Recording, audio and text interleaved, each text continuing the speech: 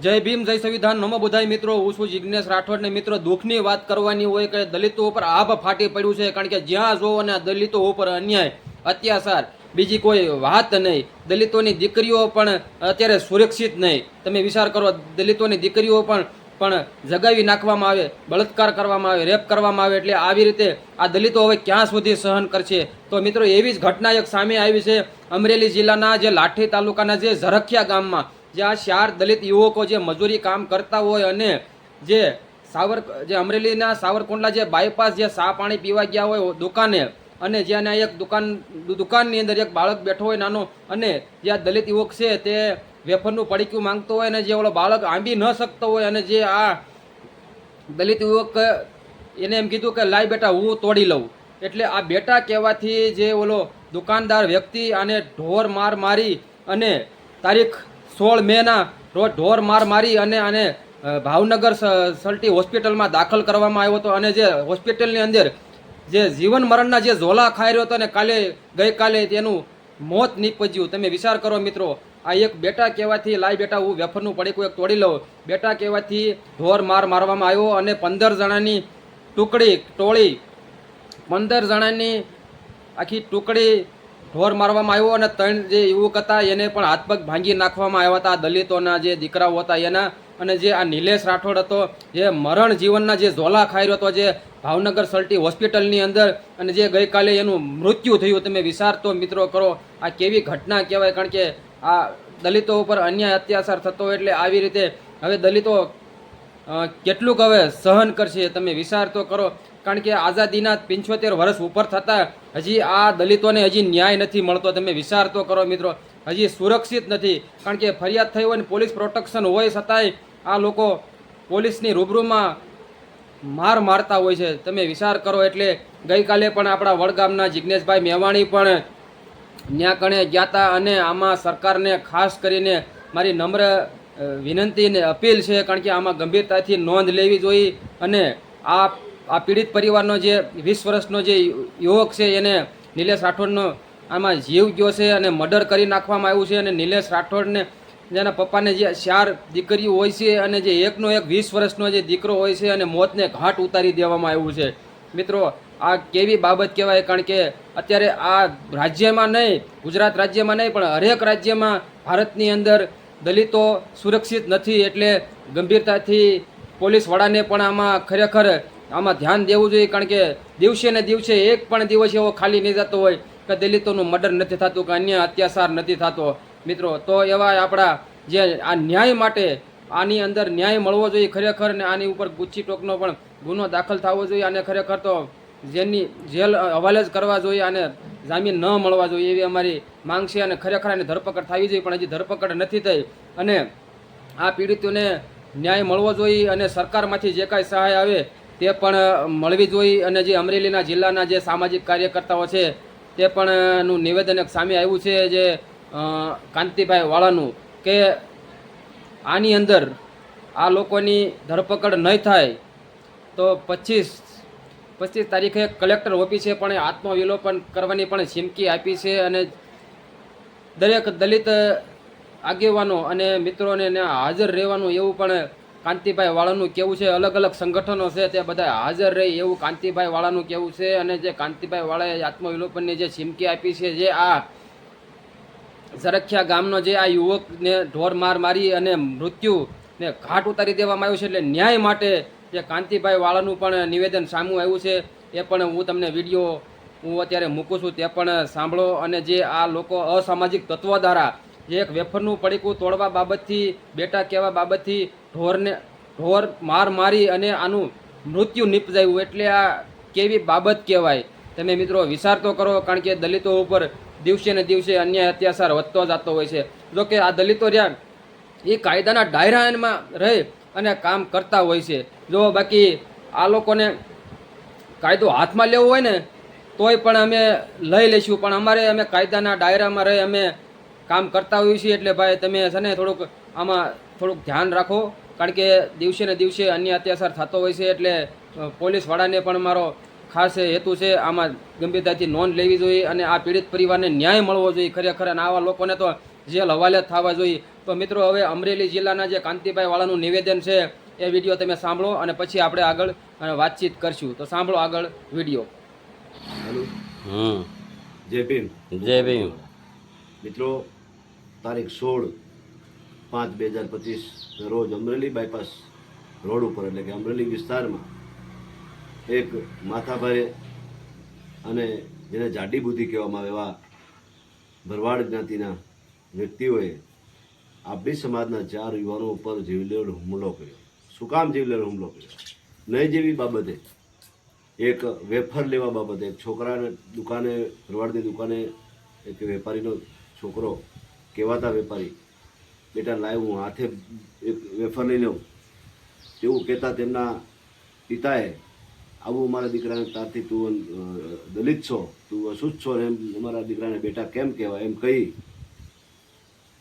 આ છોકરાઓ ઉપર, દલિત સમાજના છોકરાઓ ઉપર જીવલેણ હુમલો કર્યો. તેમાં 3 યુવાનો અમરેલી સિવિલમાં દાખલ હતા અને એક નિલેશભાઈ કાંતિભાઈ રાઠોડ જે ઝરખિયા ગામના યુવાન, એને વધુ માર હોવાના કારણે, બધી ગંભીર બાબતો હોવાના કારણે કુવાડીને ધાર્યા અને ધોકા પાઇપ માથા ઉપર અને આખા શરીર ઉપર ડૉક્ટરે પણ વિચાર કરવો પડ્યો કે આનું કઈ જગ્યાએ કઈ રીતના ઓપરેશન કરવું.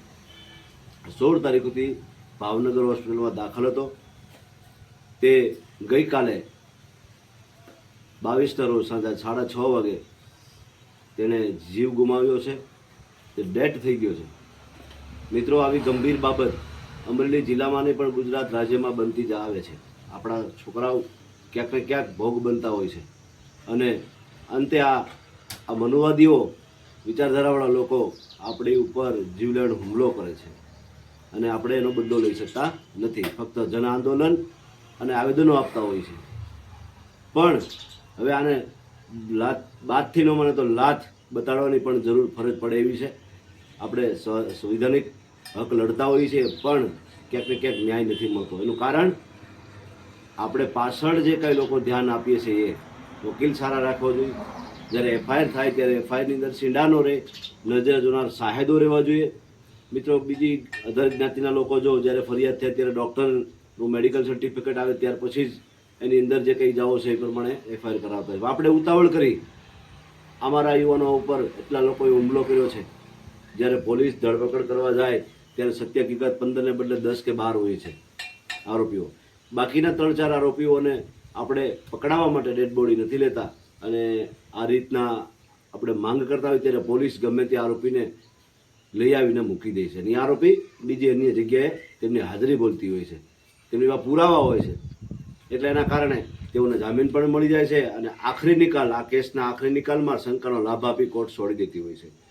માટે આ એફઆઈઆર રફે દફે ન થાય અને આ આરોપીઓને કડકને કડક સજા મળે એવી માંગ સાથે અમે 25 તારીખે, એટલે કે કેવી કડક સજા, આ આરોપીઓ ઉપર ગુજરાત ઓર્ગેનાઇઝ ક્રાઇમ એટલે કે ગુસ્સીટોક દાખલ થાય અને આ આરોપીના પિતા માથાભારે છે તેઓને પણ ગુસ્સીટોક દાખલ થાય. 302 નો આરોપી છે, જેથી કરીને આપણને ન્યાય મળે અને આ તાબડતોબ જમીન, મકાન સરકારમાંથી સ્પેશિયલ ગ્રાન્ટમાંથી તેઓને સહાય અર્પણ કરવામાં આવે અને સમાજના આગેવાનો, સમાજના સંગઠનો, જે કહેવાતા સંગઠનો, તમામ સંગઠનો આર્થિક મદદ કરે. જો ભંડોળ પીડ્યું હોય તો. બાકી મને ખબર છે કે આપણી સમાજના સંગઠનો પર ભંડોળ તો છે જ નહીં, પણ મારે જોવું છે ક્યાં સંગઠનો આ પીડિત પરિવારોને મદદ કરે છે. મિત્રો, આ કાંતિભાઈ ચૌહાણ છે, તેમને એક જ દીકરો અને કાંતિભાઈ અને તેમના ભાઈ બેયને થઈને 5 દીકરીઓ, 5 દીકરીઓ બસાડે એક દીકરો આ ગુમાવી બેઠા છે. આજે ઘરની અંદર એવી અશાંતિ ઊભી થઈ છે. તમે અનુભવ તો કરો કે તમારી અંદર, ઘરની અંદર કોઈ પણ એક વ્યક્તિ, બીમાર વ્યક્તિ મરી જાય છે તો તમે કેટલો કલ્પાન કરતા હો છો. આ તો જવાન જોધ દીકરો, ભણી ગણીને હોશિયાર થયેલો દીકરો આ લોકોએ આજે ખતમ કરી નાખ્યો છે. તેમની dead body Amreli Bhavnagar civil હોસ્પિટલમાં છે. તેમનો પરિવાર અત્યારે તાબડતોબ દોડાદોડીમાં છે.